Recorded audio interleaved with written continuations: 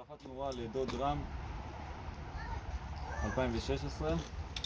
החלק הראשון שאנחנו צריכים לעשות מתחת לצד הרצוי, יש קליפס כזה קטן, מבפנים הוא תופס את החלק של המנורה, אני כבר אראה את זה מבחוץ. מוציאים את הקליפס הזה. בחלק העליון, את הבטנה, אנחנו עם חולץ פלסטיק נוציא את הארבע קליפסים שיש פה. אוקיי, פה כבר שחררתי אותם. להזיז אותו הצידה. וארבע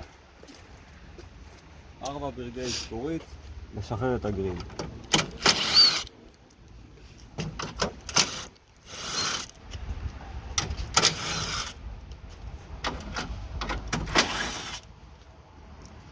ארבע ברגעים תופסים את הגריל עצמו, מתפרק.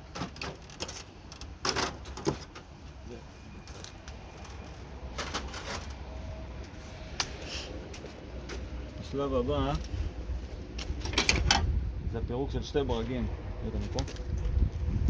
שתי ברגי זכורית נוספים שתופסים את המנורה, ואפשר עם מעריך. לחלק התחתון עדיף להגיע עם מעריך מלמעלה.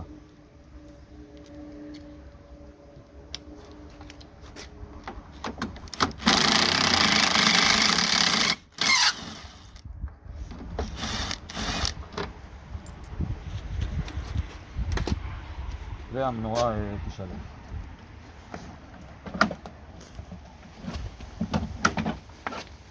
אז עבוד לפה רגע. זה החלק שהקליפס תופס אותו מבפנים. הוא ננעל עליו בצורה כזאת. את המנורה כבר פתחתי קודם. את של המנורה כבר פתחתי קודם. המנורה עצמה נשברה כי הייתה חדירה של מים.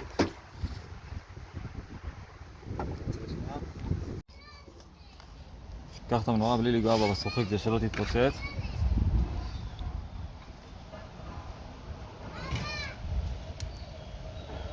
עבר אותה. זהו, ונחזיר אותה במקום ולסגור כמו ש...